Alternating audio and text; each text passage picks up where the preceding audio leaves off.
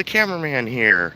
I am outside the Butte County Superior Courthouse where about 15-20 minutes ago I was battered by Deputy Michael. We played Rubber Baby Belly Bumpers, or whatever I titled it there, because it reminded me of that phrase, buggy bumpers, if you know what I'm talking about.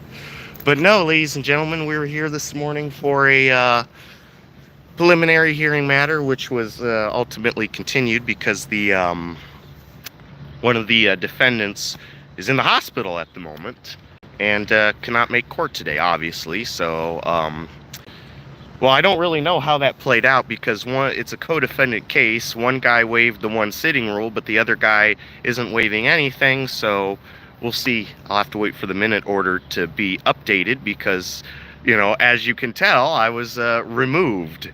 Well, I didn't. Well, technically, I left the courtroom. And then after I left the courtroom is then when he wanted to put hands on me. And so we'll get into that here in a second.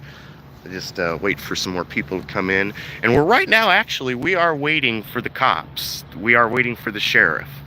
But I don't think the sheriff is going to come, ladies and gentlemen. I'm gonna tell you right now. I'm gonna whisper sweet nothing into your ear. I don't think they care to arrest one of their own. But anyways, we'll see if they show up and take a battery report or not. I mean, as far as I told the dispatch, you know, after I left the courtroom, you know, because the hall is, you know, the hall, not the courtroom. You know, he didn't act like a deputy after that. He put his hands on me and he committed battery. So basically what happened, ladies and gentlemen, is when I was in there, while this proceeding was going on, the judge was talking, everybody, you know, proceeding going as normal. They're discussing the matter, and the public defender for one of the clients he was saying something, and then this is the assistant district attorney, second in Ramsey, those who know the local county hierarchy, was telling something to the attorney, you know, along the lines of whatever it was, but just like, hold on a minute, you know, like he was rushing.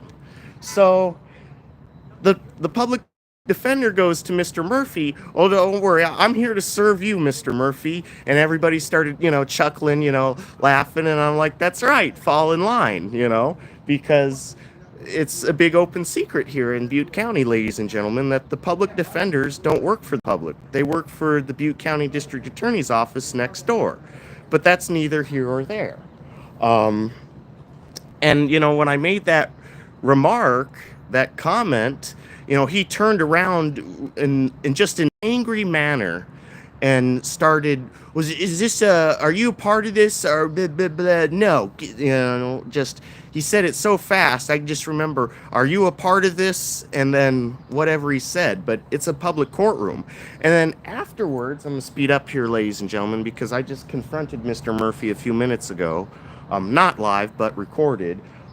He tried to say that the courtroom was closed to the public.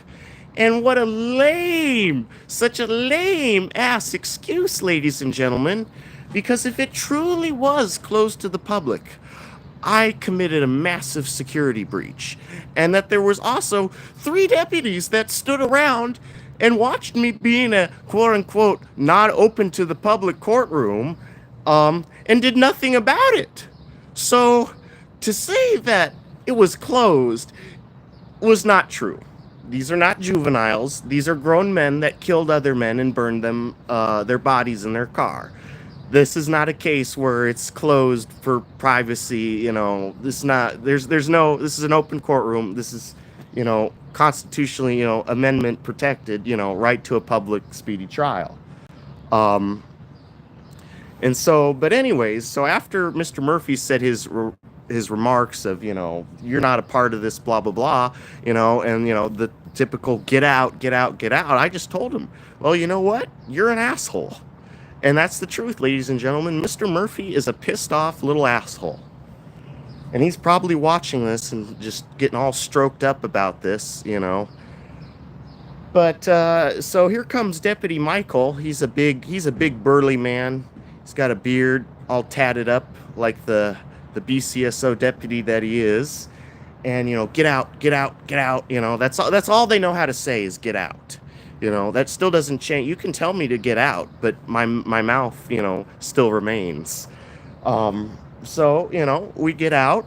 We're outside the double doors, so I'll basically explain, there's two sets of doors, the first set and then the second set. Each courtroom has their own set of double doors, but being courtroom 1, which is the courtroom all the way down at the very end on the west side of the building, courtroom 1 sort of goes like you're going straight. Oh, sorry for the wobble. Let me see if I can settle this here basically.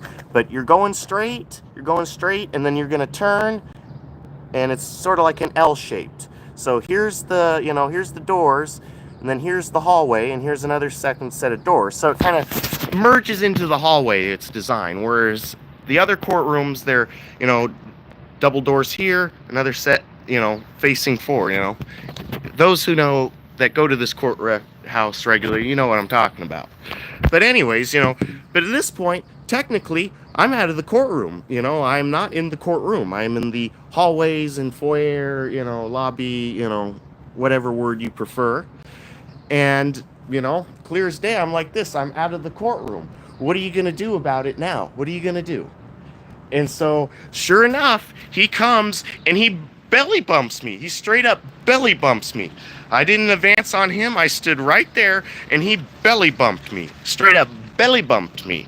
And then has the audacity to claim that I assaulted him, ladies and gentlemen. He started claiming he was the victim. And I know, no, you assaulted me. It's clear as day. So it's just funny. It's just funny because they, the gaslighting that they try to do, ladies and gentlemen, and everybody, they try and get around you, and it just doesn't work on me because I, cut that shit at the bud, nip that right in the bud. So then he starts, oh, well, you have to go all the way out. No, I don't. This is a public building. I have every right to be in here. Okay, I may not be allowed in courtroom 1 for the rest of the day. I got time out. I have to go into timeout from courtroom 1, but I still have a right to go to the clerks. I still have a right to go to other proceedings. I'm sorry that Mr. Murphy lost his temper. He's the one that, went berserk on me because he couldn't handle a joke. And that just goes to show what a weak, low-value man that he is, that he's such a hair-triggered individual, at such a measly remark of fall in line. If anything, I was kind of, supporting you a little bit, Mr. Murphy, because I, without going into too much detail, I think kind of the attorneys that these guys got are lackluster, to say the least. They may not necessarily be bad, but, they're going to do maybe less than the bare minimum or the bare minimum. But that's neither here or there. What, the point is that you heard such a, a three-word sentence fall in line, and you couldn't handle that somebody dare joke about your open secrets. He's the one who initiated the conversation. And then we, as we were leaving the court, because we had to walk all the way up to, I'll walk up here, ladies and gentlemen, to these doors so you can get an example. We walked all the way down to the rotunda, and I walked to him to about right here because we can't record inside, ladies and gentlemen. They'll get angry. Well, not everybody, but the unreasonable people will that don't follow the Constitution. But right there, he's like, I'll leave the door open. He held that door open, and I'm like, well, am I being detained? And he would refuse to say. I'm like, well, what happens if I don't leave? I'll repeat I hit him like a Scientologist, ladies and gentlemen. I will repeat the auditing question, Deputy Michael. What happens if I refuse to leave? And he refused to answer. We got to make a phone call. No, what is the reasonable articulable suspicion? And of course, they're all laughing. The two deputies, also Deputy Olive, that was his cohort, and he didn't put his hands on me, but he stood there. He did nothing. He was wearing a body camera, ladies and gentlemen. And when I asked him if it was recording, he said no, absolutely not. He straight said, absolutely not.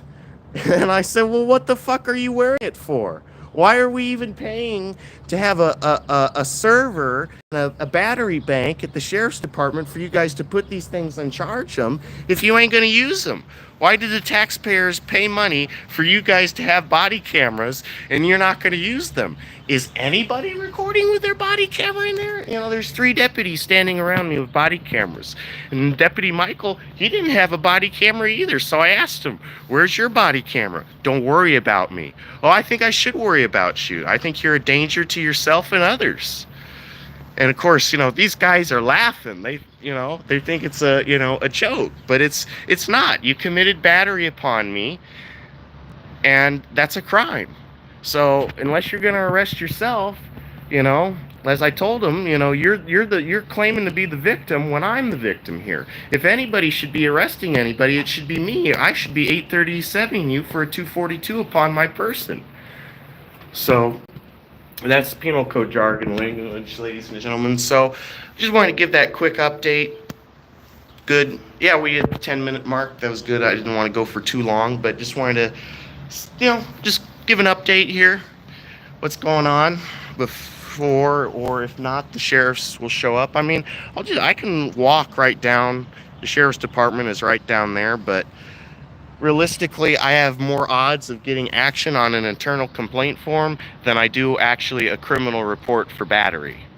That's the sad reality is, ladies and gentlemen. They'll probably find something wrong with this situation internally, but as far as criminal prosecution, I should have, damn, Mr. Murphy, I should have asked you when I was confronting you, are you going to prosecute your own deputy for assaulting me and battery, assault and battery? Whichever one you want to charge, maybe we should elevate it. He had a gun in his holster when he assaulted me. That's a felony to assault somebody while in commission, with a firearm there. He had a gun on his person. I mean, shit. If O.J. Simpson's bodyguard or whatever there goes and takes merchandise, and just because he had a gun on him, if you guys remember that case in Las Vegas, from my recollection, he didn't pull it out or point it at anybody, but just the fact that he had a mere gun on his person made it an aggravated robbery. But that's Nevada. This is California. But the principle should be the same, right? He committed aggravated circumstances with having a gun on his side there. But they play by special rules that we aren't privy to, because if that was me putting my hands on him and I had a gun on my side, you better bet that Mike Ramsey and his Ramsey Jr. over there, Mr. Murphy, will definitely have my ass in the Butte County Jail on an enhancement charged for battery with a firearm there in my possession. So that's this double standards here in Butte County, ladies and gentlemen.